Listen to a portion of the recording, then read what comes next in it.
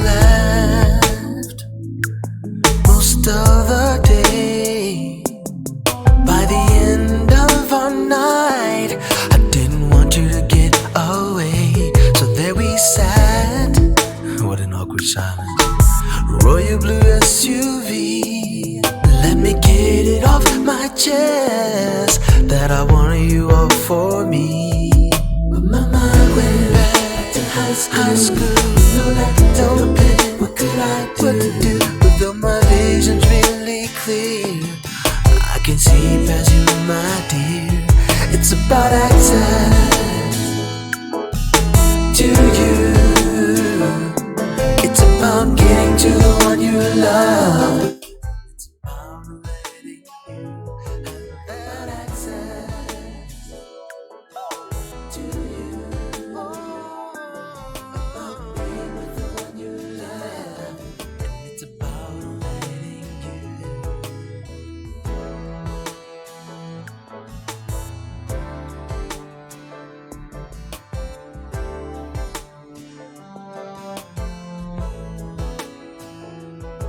We've cried so many tears while my heart was on my sleeve. You hid yours away for years. You even stayed while you held him A gunman opens fire at Walmart in El Paso, Texas, with a modified automatic Kalashnikov-style rifle, and he kills 22 people. Hours later, another gunman opens fire at a nightclub in Dayton, Ohio, with a modified AR-style rifle with a magazine that can hold up to 100 rounds. He kills 9 people within 30 seconds. He could have killed many more if cops had not shot him dead within a minute. We've been here before, folks, many times in recent years. America is facing an unending wave of mass shootings, unlike any seen anywhere around the world. And we're trying to decide what to do about it. Today on WNHH Radio's Dateline New Haven, we're going to hear some voices on different sides of that debate, and then have what we hope is spirited and respectful, open-minded discussion with two people here at WNHH who stand on opposite sides. I'm your host, Paul Bass, an unrepentant gun grabber who believes the Second Amendment has nothing to do with individual rights to bear assault rifles. Joining me is WNHA station manager Harry Dross, a firm believer in gun rights and a deep skeptic of government attempts to solve this crisis by passing gun control legislation. Well, tell me, was that fair, Harry? That's fair. All right. We'll also be hearing songs written and performed by New Haven attorney and musician Steve Mendick from his album Enough, released last year in the wake of the Parkland shootings. Now, to be honest, Harry and I do see legitimate arguments on both sides of this issue. We hope you'll join this discussion by posting questions or comments on the Facebook Live page, video of this show, found on the New Haven Independent Facebook page. In the meantime, Harry, let's let people begin by hearing and seeing some of what Republican Ohio Governor Mike DeWine had to say to the nation after last weekend's massacre in Dayton. Let's cue it up, and then we'll see what he had to say.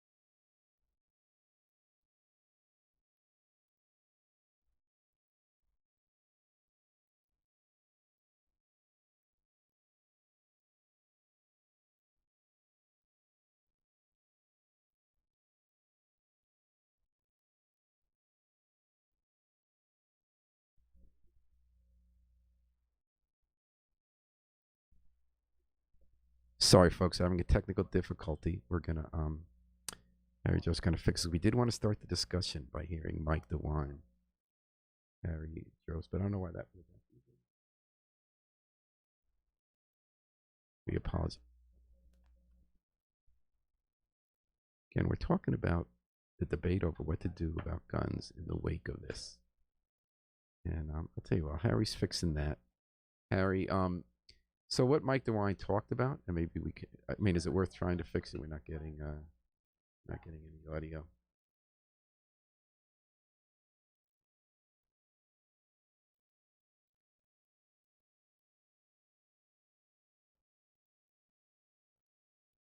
Okay, while we're starting that, I'm going to just bring people back up to speed. We had 2 horrible massacres last weekend. It's nothing new in America, but the fact that it happened within a few hours is what made it unusual. And now the debate seemed to have shifted a little bit to me, Harry, when Mike DeWine spoke, because he's a Republican governor, and he issued a gun control proposal. He wanted to pass something now called a red flag laws. As you know, gun control opponents, gun rights advocates, are every time we have these massacres, there's a lot of pressure for them to say they're going to do something about guns. I mean, there are the arguments about why they feel gun control legislation isn't the answer. But even President Trump, after Parkland promised to push for gun control legislation a day after Parkland, he met with the students and then he went back on it. And Governor DeWine is trying to do a red flag law. And we just to let people know what they are. Those are state laws that allow courts to issue special protective orders. If you think someone's a danger, that they're going to shoot themselves or somebody else, judges are allowed to issue temporary orders on that basis to take away their guns. They're called extreme risk protection orders. And they're for different reasons. If they're saying suicide, if they've been making threats against people, I'm guessing domestic violence. And they do have these red flag laws, including 17 states now, including Connecticut. And now red states are going to consider it. And it seems to me, Harry, that this is the one that some Republicans now are going to embrace as a way to deal with constituents when they think public pressure is against them, at least for now. Connecticut had the first in the nation red flag law. We passed it in 1999 after a massacre at a state lottery office. And we've kind of been the test case on this. And as with a lot of gun control stuff, you can look at it from 2 different ways and see whether it worked or not. There were studies that for a bunch of years they weren't used much in Connecticut. And then after Newtown, Sandy Hook massacre in 2012, they started using it a lot. The study said that it has had a big effect on suicide because guns are the biggest way that people kill in general in America, but especially there. The research found for every 10 to 20 confiscations, there was 1 less death.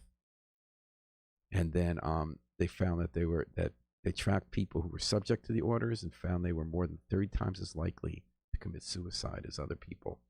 And then it's always hard to prove, Harry, as you bring up, because we've passed other gun control laws since Newtown. We have the toughest gun control law in this country. And, both sides just look at different data, but there's no question that Connecticut's violent crime has decreased since we passed those laws. Gun deaths have decreased since we passed that law. So then the question becomes, is it because of the laws we've passed since Newtown? Is it because we've had very successful federal, state, local targeted prosecutions of drug gangs? Is that more what's done it? Or is these laws? And how do you feel about that, Harry? The red flag laws. That's a common sense thing, right? I just feel like some of these things, like the Dayton shooter, he had already gotten in trouble in high school for having a rape list and a hit list. Why wouldn't that be an automatic red flag? And why wouldn't that be part of his background check? So now you're a skeptic, and I have to admit that I agree with you that I'm often skeptical of the ability of well-meaning legislation to produce the results it wants and not produce unintended consequences. But I come down differently from you that I often still see the need for that legislation. Do you think red flag laws will help target these people more? I'm not sure. I really am not sure, because you look at the Parkland shooter. Everybody knew he was. As a matter of fact, some of the kids said he was the most likely to be a school shooter. And then other people aren't. Like last weekend, the one who shot his sister. Well, that's the Dayton guy. But in El Paso, he wouldn't rise to the top 2% of people to worry about, which is a lot of people. Because there's a lot of Right. chatter on the internet, billions of bits of data per second that we really can't keep on top of. We can try. And there are ways to like use Right. big data to identify problems. There's always going to be somebody who falls through the cracks, right? But you're saying, will a red flag law make it easier to find the people who fall through the cracks? Not the ones that fall through the cracks. You look I mean, at- the ones who might otherwise fall through the cracks. Would fewer people fall yes, through the cracks? yes, if it's applied, because you look, like I said, look at Florida. That guy had so many red flags, right? He had been reported to the FBI. He had been reported to local police. He had been reported to another town's police. You know, he had so many red flags, and no one did anything about it. That's the question, whether we're gonna, if we apply the laws that already exist, it would help. But most of these places, they look at a troubled young person and they want to give them a pass. Or want to give them help, which we'll Well, get into later. Because there are a few key issues here, Harry, in which a lot of us disagree, right? The one issue is whether laws can help at all. Because reflexively, gun rights advocates oppose every single law. And red flag laws now are going to divide the Republicans, correct? Some Well, Republicans now are it's feeling a need gonna- to act, and others are going to still say it's not going to protect it. And their fear is always, the danger is that someone who can protect himself and is a legal gun, responsible gun owner, is going to be more likely not to have the gun when he needs it to protect himself, which is what your side often brings up. Our side often brings up that the really bigger danger is that people who pose the threat get all these guns, where they buy them at gun shows, or there aren't enough protections when he's obviously how crazy. often do you see a gun used in some mass shooting that wasn't a gun show? Most of the times they're bought legally. Mhm. Okay, so So that would be an argument to make it harder to buy military style well, assault if there's weapons. nothing on your record, how is it harder? Or the military style, I lean more towards you than towards the Republicans, right? Because I don't feel you should have something like. So you would ban all the AR-15s and all that kind of I stuff. wouldn't ban stuff like that. The AR-15, Or how about guns they use? it just looks like a weapon how about of these? war. But But then also they have the bump stock. They modify these well, weapons. well, Trump already passed something for the bump stock. He already got rid of that, right? So this stuff he wants to do. All right, let's leave Trump and Obama out of it. Let's talk about what Right. we're not, because you and I agreed that, since we have opposite sides of who's our hero and who's our goat, Well, and it's really not about them. It's about the country at large, Right, trying to but- figure this issue but out. my thing is like, you look here in Connecticut, Sandy Hook, right? What law did we pass that would have stopped Sandy Hook? And they said that he actually should have been flagged. Of course, he should have been flagged. What law did we pass since then that would have stopped Sandy Hook? Not one. See, and that's where You're saying it's more applying existing laws. it's applying to existing laws. But do we need a red flag law? Are enough people? of Because you're course, saying not enough I people are think red we do flags. need- But are there enough laws in the book to flag them, or do we need more of that? And it does seem like it's worked in Connecticut, at least with suicide. I think it does. I think we do need more red flag laws. But Mhm. everybody can't be a psychologist. Everybody can't be a And psychiatrist. I got to admit, I don't believe that legislation and gun control are going to solve this problem either. I think you and I agree on that. So the question is, can it help?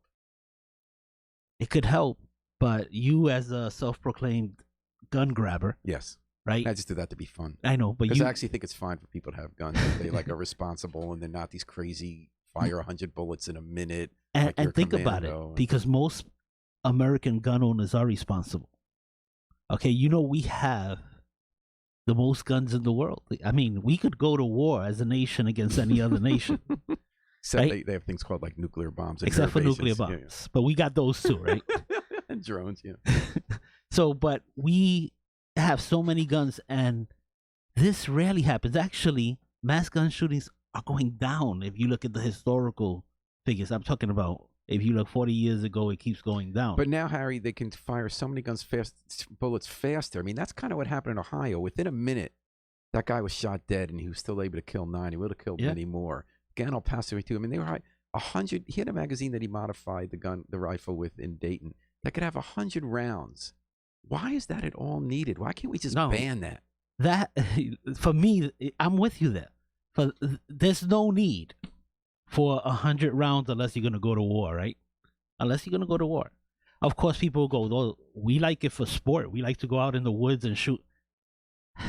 And even though I'm a vegan, I'm okay with that. Like I think like you should have a right to go hunt. But for right, food. hunt is a different thing. But why Yeah. would you need 100 magazine for killing a deer? Why? Why would you need that?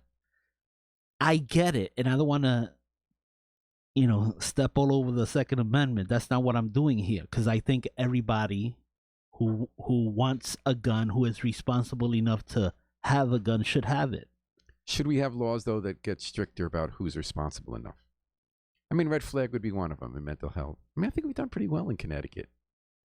You would argue though that we have to enforce it better. We have to enforce it better, and let's not create laws that are going to take guns away from people. I mean, one way we that wouldn't even stop. One way I think we philosophically disagree, I guess, is that your bigger danger to you is that a law-abiding person doesn't have a gun who should have had it and therefore could defend himself. And my side is more concerned that someone who could shoot a spouse or a mass shooting gets it when he shouldn't have. That we think the bigger danger is that it goes in the wrong hands, and you think the bigger danger is it gets taken away from the wrong hands. Well, depending on the city, response times go anywhere from 7 to like 12 minutes, right? So you know how long that is? It's a long time, especially now with how fast they fire. So if you're not able to defend yourself, police response time. Well, that's so funny. That's an example of how we see it different. So when I thought what you were leading up to is that's why we need to be more careful about who gets the guns, because you could kill your spouse in those 7 minutes many times over. And then look at what happened in El Paso to Dayton, right? In Dayton, you didn't have a no gun zone, right? Even though the cops were on the scene in less than 30 seconds. That's amazing. That is amazing. Amazing. That is amazing. Yeah. It almost feels like they got a tip. Yeah. Or that they know there was problems there or whatever. Something, right? Yeah. We do need to look at that more, because that can't be the norm unless we're going to be China. Yeah, it's insane. Yeah. But Walmart area was a gun-free zone. By a company that sells guns. Soft, or not there. Right. Not there. So, and they've actually eliminated a lot of their gun sales around the country. Do you own a gun, Harry? I'm not going to answer the question. Okay, just don't mess with Harry. Let's just put it that way. No, I'm not going to answer the question. But when I'm messing with Harry on Dateline New Haven at 10 WNHH, your home for community radio 103.5 live stream newhaven.org. We're talking today about what America should do about guns in the wake of the latest massacres, and we're seeing kind of a possible shift. We see Republican Governor DeWine in Ohio is proposing a red flag law. And Harry, do you think it's possible that we have some common ground, or is this just temporary? We can agree we can disagree about some other stuff later in this program.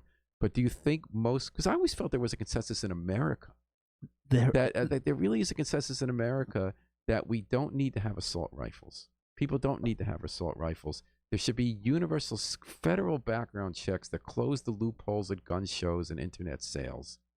And that you should be able to have red flags so that people who are obviously a danger, we should do much better in making sure they have the guns. That those are 3 big steps that matter. It's everyone except for the gun show thing is a weird thing, right? Because if you ever go to a gun show, you'll see that you have to actually pass a background check. It's weird. I've never seen where they just sell you a gun, but that has been said over. And they've done the other kind of videos. We've seen them, and they've used them. And some of these people who went and better buy it in their own state are getting the guns from that state. And where you and I would agree is that often there's a black market anyway. Right. So the people shouldn't have the guns, buy them in the black market. And that's now, a in different states, question. If you're at a gun show and you're selling your gun to your neighbor and all of this stuff, those are totally different laws in different states. But actual gun dealers, they have to follow the law. They have to follow the federal law. And they do go through background checks and all that. So I don't know. Everybody thinks that the gun show laws are the biggest weakness. But would you agree that federal action is needed? Because your side is often states' rights people, although my side is becoming states' rights now that we don't like what the Supreme Court's doing, but that's another whole question. But given that you can go one state and someone who you don't want in your state having a gun could buy from a different state commit the crime, would you agree that as with red flag laws, as with bans on assault rifles, that as with background checks, however we decide that should be done, that needs to be federal uniform legislation? And that we're not going to have illusions. You and I are not going to have illusions that solves the problem, or that evildoers, as George Bush would say, will might still get the guns. That this could help, and that it needs to be federal rather than state. Can we agree with that? Yeah, some of it needs to be federal. And does that include the three I mentioned? The red flag. Yeah, I'm with that. Automatic weapons, a military style ban, assault Yeah, rifles. I'm almost there with you. And whatever we end up agreeing should be background checks. I think there should be universal background checks, and that you're probably going to get like 80% of America agreeing. That's what I'm saying. I've always felt. So I don't even know. As with some of the abortion stuff, I really believe that I there's don't even consensus in understand that. America, and that the media and the politicians have an incentive to magnify where the disagreement is. No, but you know what? Even the NRA is for universal background checks. So I don't even. But why hasn't it happened? I don't understand that. Because the NRA isn't really for it. They think Nah, that if I you don't give an think inch, so. you I lose think- it. All right. Do you think we can still play that video we tried before or not? Let's try it. Or should we try it on the other machine? Should we try it on Megaseg? No, let's try it. Okay, folks, we're going to hear Michael DeWine. Can we go back to where he started giving those first? I'd love to have a couple of seconds of Mike. And by the way, I want to mention that Catriella Knight, Media Knight, is watching here as well. And Tony Brummel wrote in, all those people, God help us. Thanks for listening at Dateline New Haven. So are we going to be able to hear Michael DeWine, governor of Ohio, Republican, speaking to the nation after last weekend's massacre? Hit it, Harry. Good morning. Fran and I joined Mayor Nan Whaley, her husband Sam, Lieutenant Mac Dickey, the Dayton Police Department, to tour the Oregon District where the shooting took place.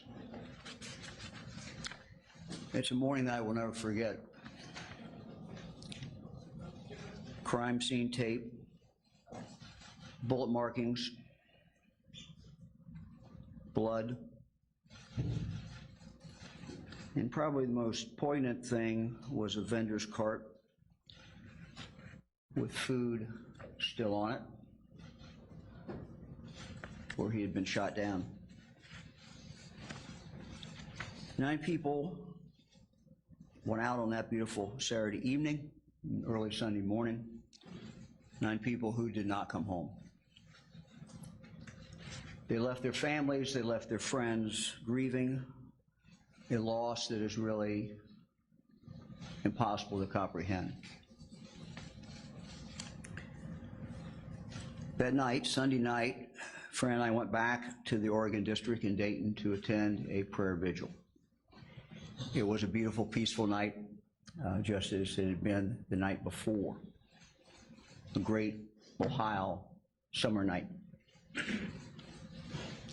As Fran and I climbed up to the platform and we looked out, it was amazing the number of people who were there.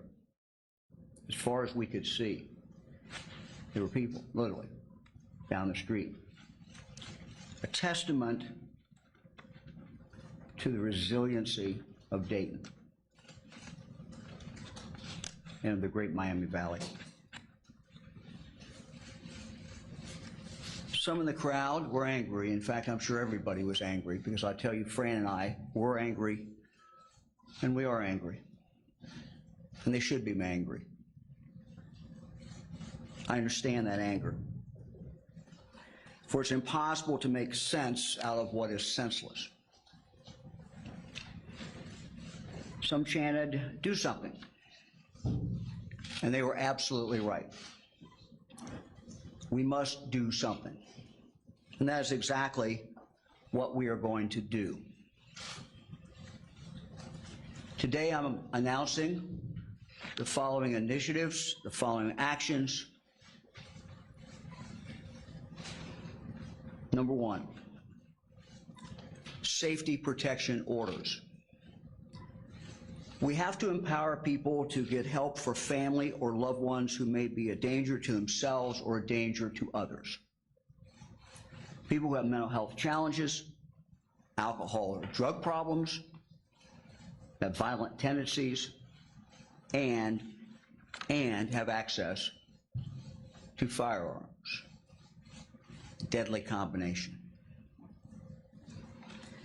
Police and sheriff's deputies also need to be able to activate the criminal justice system when they find an individual in that situation.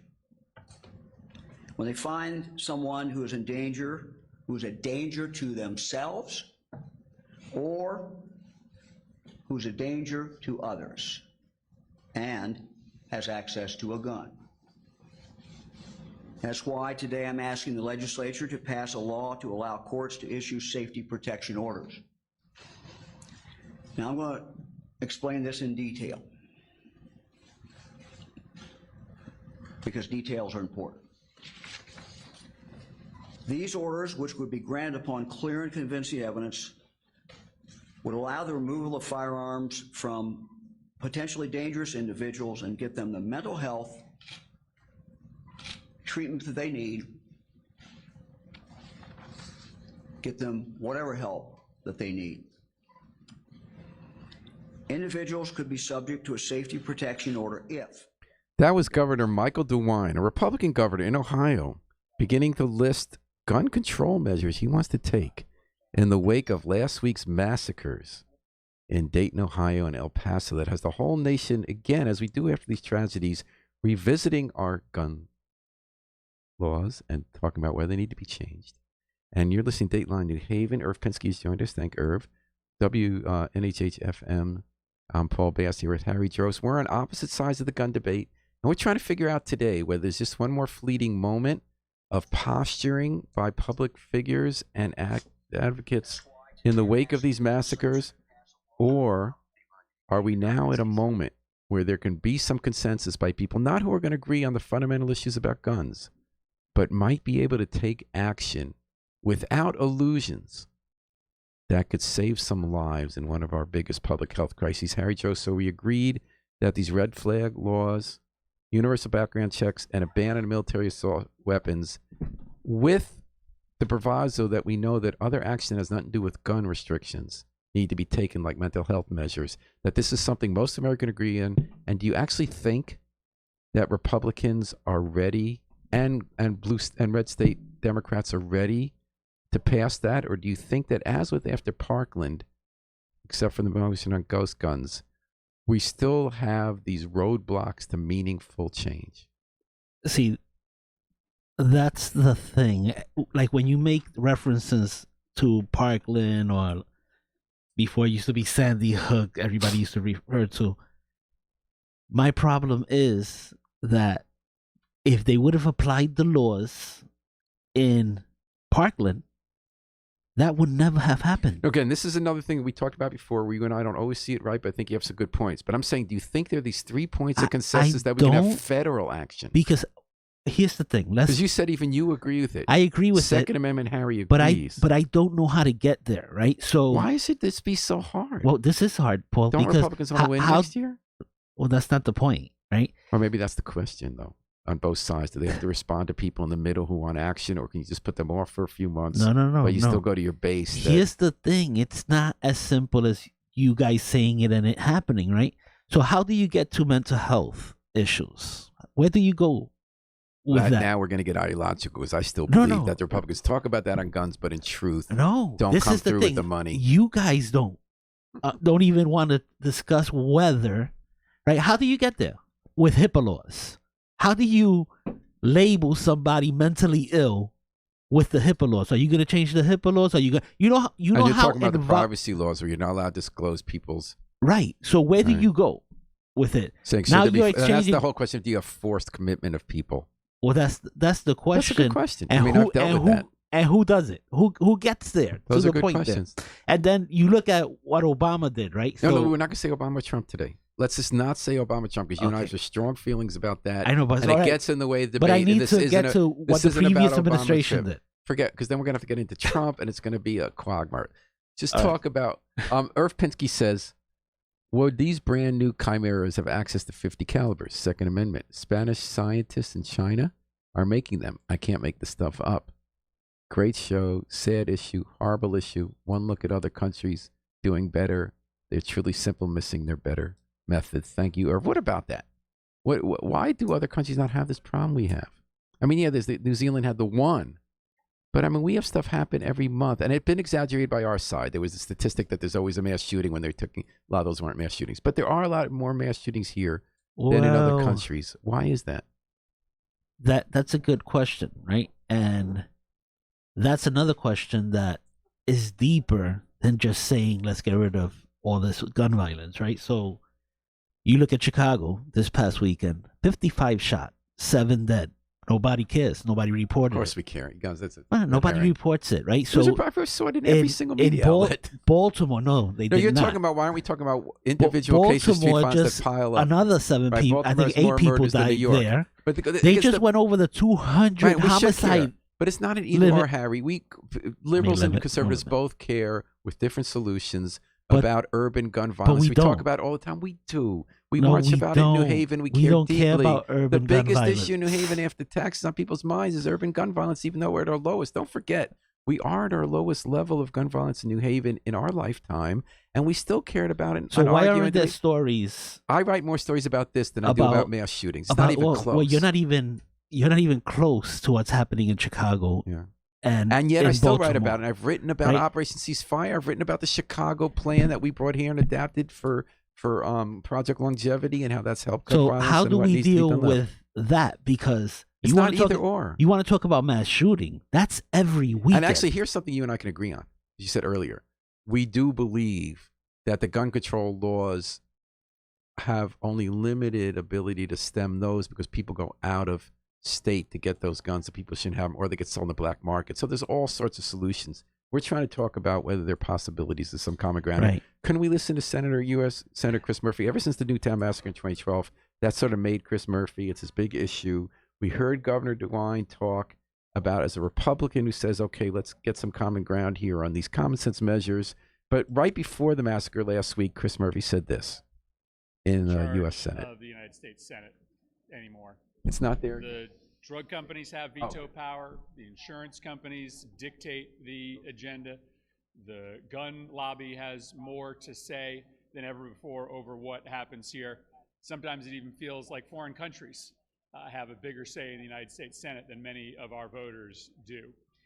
And as we mourn the life of You can hear it. 6-year-old It's the- Stephen it's the Romero, we video need to quality. understand how bad the Senate is failing the hear it. American people when it comes to our most basic responsibility, which is to stand up for the physical safety of American citizens, in particular children.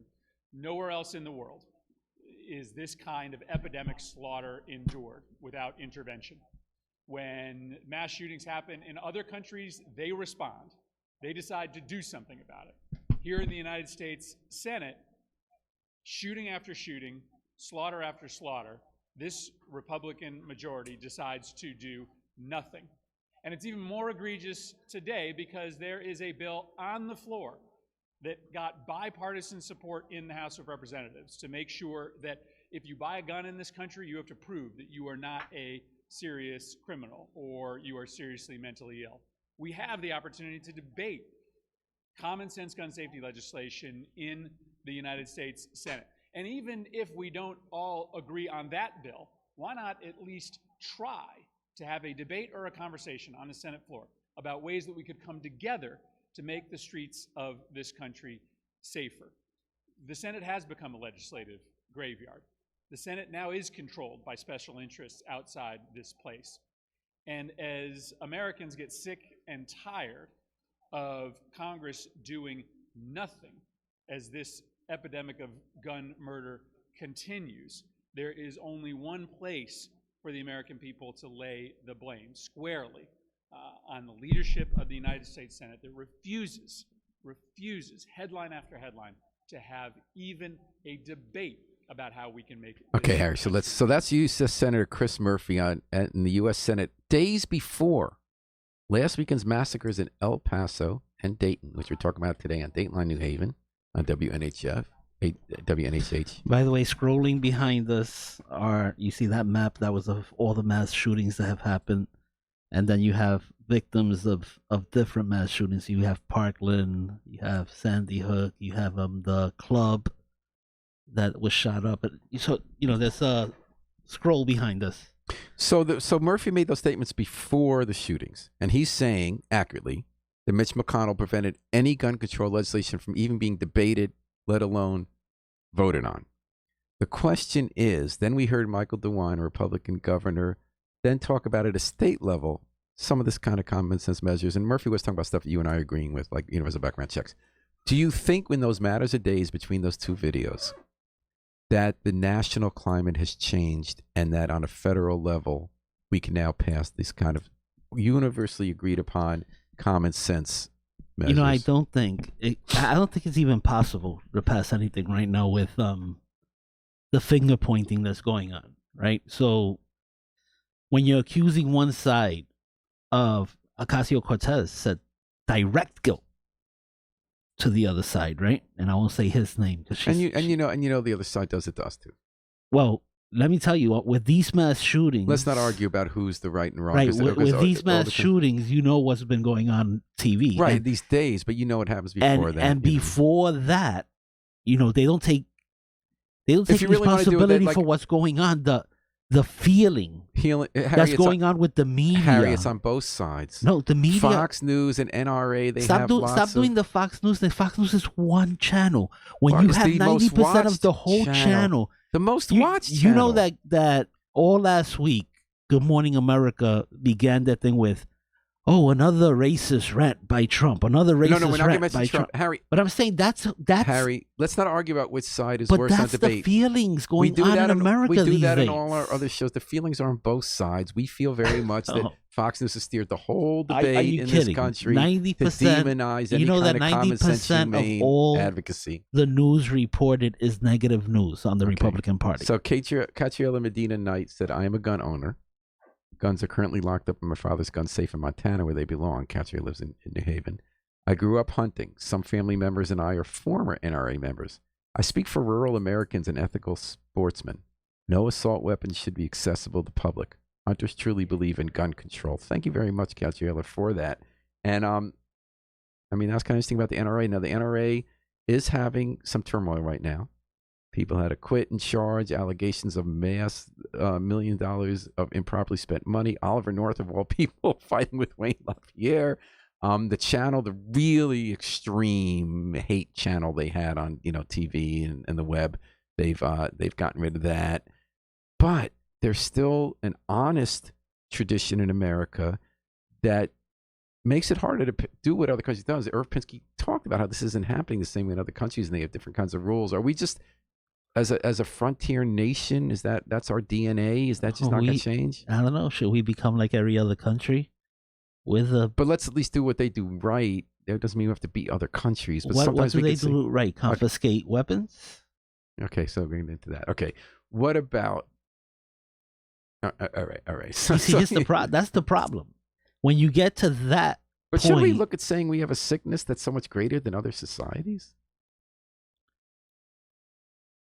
No. Why not? No, because violence has have those faces up there. Violence has that's gone who died down because of what we have in this. Violence has gone down in the last 50 years, right? So we're doing something right. Also, then you have these little pockets around America. Right. This is something specific. These kind that of crazy get counted governments as mass shootings. Right. We weekend. agree about that. But there are more of these bigger event shootings, and a part of it is these guns, and we've agreed on this. That you shouldn't have to be able to fire 100 rounds in a minute, right? Right. But you have other most shootings in America are done with handguns. You know that. Most murders are done with handguns. Mm-hmm. Now, once you get rid of the assault weapons, right? What do you go after next? Mm-hmm. You're going to go after the handguns. And what are modifications of the guns? Can you modify the handguns? I think with the technology, it should be. And now that's the other problem. Can laws even keep up with 3D printing, which I don't claim to understand well, but where everyone can. Yeah, that's an insane thing too. So I think you and I would agree that legislation alone can make some of a difference, can't solve the bigger problems in society. It's not just mental health. It's not just mental health, but it's inventing easier ways to kill people under the radar. Did you read the El Paso manifesto? I did not. I did, and the guy is a wacko, right? So he was out there shooting Hispanics, right?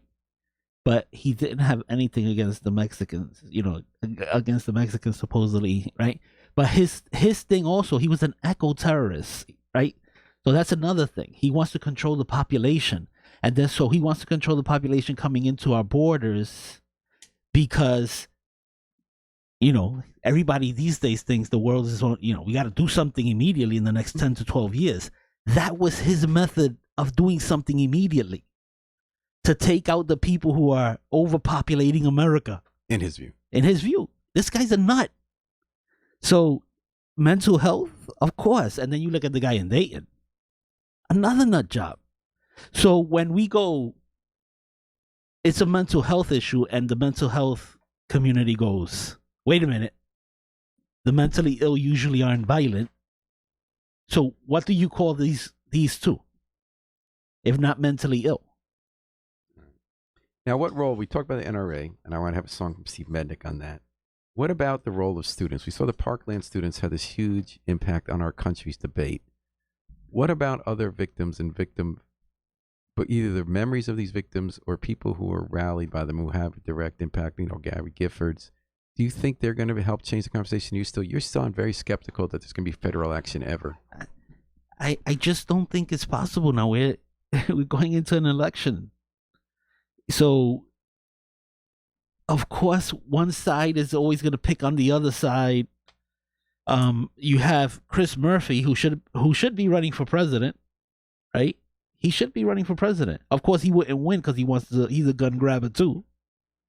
So, it's just impossible, especially where the media this is a boiling pot right now, and the media is at fault. Now, I would say the Second Amendment, too, is someplace we fundamentally disagree. So Congress should make no law that would prevent us from having a militia, organizing a militia. And to get from there, so this is how I see it, Harry. I know you see it differently.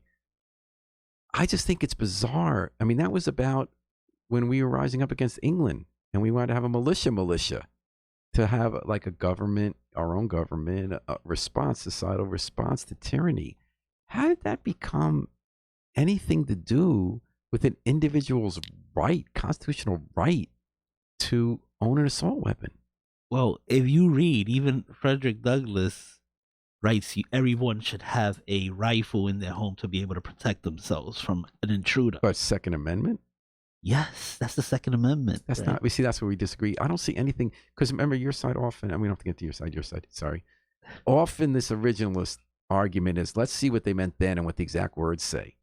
If we're going to go there, now my side always says let's adapt it to modern times. If we're going to go to original meaning and what it meant in the context of those times and what the words say, there is nothing there about an individual right to bear arms and an individual right to have an assault weapon. Everybody. So for society to have a militia against tyrannical everybody has foreign a problem powers, with their government. Right. So everybody. But that doesn't mean when they wrote the Constitution, Harry, they didn't mean that means that every whack job and individual should be able to blow up everybody because they have a problem with the government. They didn't mean that this guy. No, but you should be able to defend yourself from people and your government. Right, but that they didn't mean the guy in El Paso should be able to fire all those bullets and kill those people so quick. But that's the logical extension of how you're interpreting the language of the Second Amendment and the context. I mean, what is the legal basis for arguing that has individual right to bear arms? You shouldn't have 2 drums of bullets. But what I'm saying is that because what's held it apart is this interpretation that I think is really twisted of the Second Amendment having anything to do with individual right to bear arms. No, you see, you're taking it out of context when you're going to a psycho who's shooting people. We're taking it to its logical conclusion because it's not its logical conclusion for many people in America, and it was very only for the psycho. Very interesting that you brought up Frederick Douglass because another or Jews with the Holocaust. I mean, obviously groups that have felt discriminated against, and now Latinos are feeling targeted in America. They see themselves as the new Jews, as some were saying this morning in the New York Times article, that there is that argument that the NRA has a tradition of black membership and subgroups and training people to protect themselves. And that's a whole other part of the conversation. I think is a very legitimate conversation, example, the nuances. I still don't see how that gets the Second Amendment being twisted to include right to bear arms, individual right to bear arms. What that has to do with militias. Militias is a very different kind of concept. It's about an organized group in society. So you're saying individuals shouldn't have the right to bear arms? I'm saying that has nothing with the Constitution, the Second Amendment. So, no, for me, the Second Amendment is the right to bear arms. But it doesn't say that anywhere, Harry. It does. It says we have a right to form a militia. No, you see, you're taking just a little portion of it. I actually read it the other day, and I felt included in that. Right? And the thing is that why do you want to take people's right to defend themselves? I didn't say I want to take that away. Anyway, John Stowe writes, there are plenty of constitutional scholars who argue that there is abundant historical evidence indicating the Second Amendment was meant to leave citizens with the ability to defend themselves against unlawful violence. Such threats might come from usurpers of government power, but they might also come from criminals whom the government is unwilling or unable to control. Let him have the last word.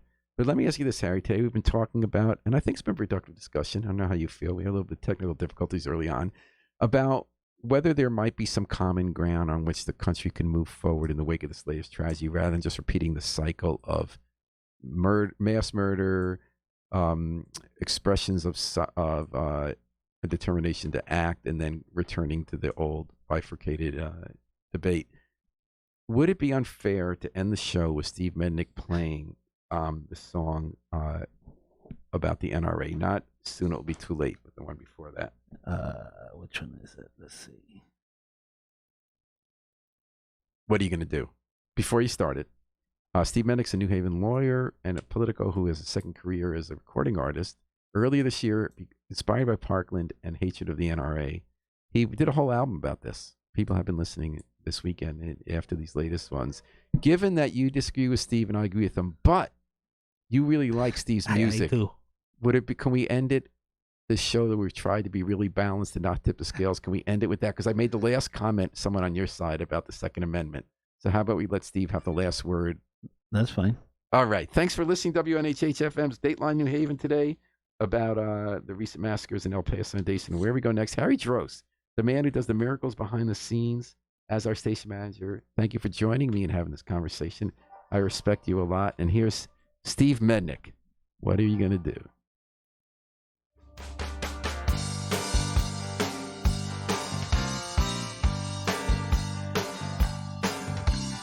Cowards in the halls of Congress, bending to the will of the NRA. They really know there's an answer. Hiding plain sight, they always get their way with this crap about thoughts and prayers. It's too early to talk about what's going on. They read from the same old script as they embrace the victim. Keep moving on. Why don't you look into the mirror and answer these questions I have for you? When is this gonna stop? What are you gonna do? What you gonna do?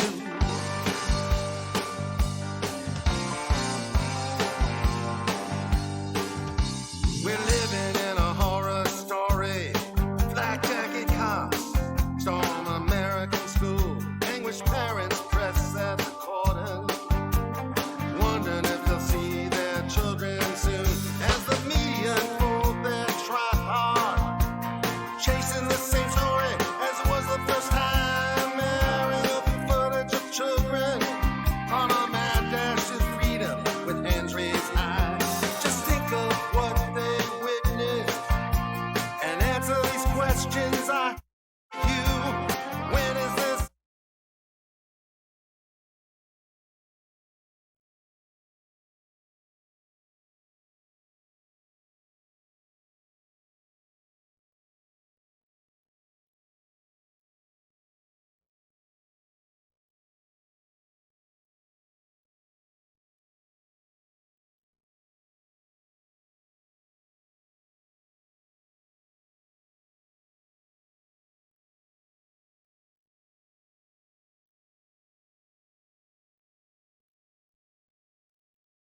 The ground. Listen for the wound in the universe. While searching for a place called hope, we took a turn to a place called fear. When is this gonna stop? What are you gonna do? What you gonna do?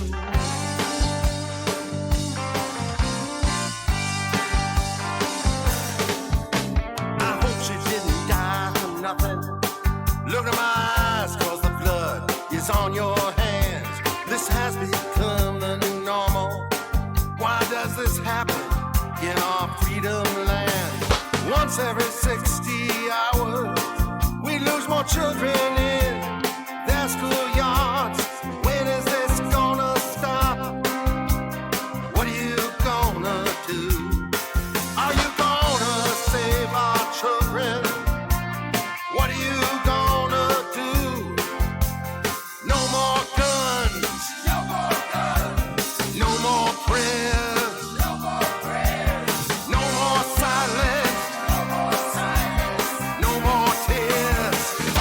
what you gonna do?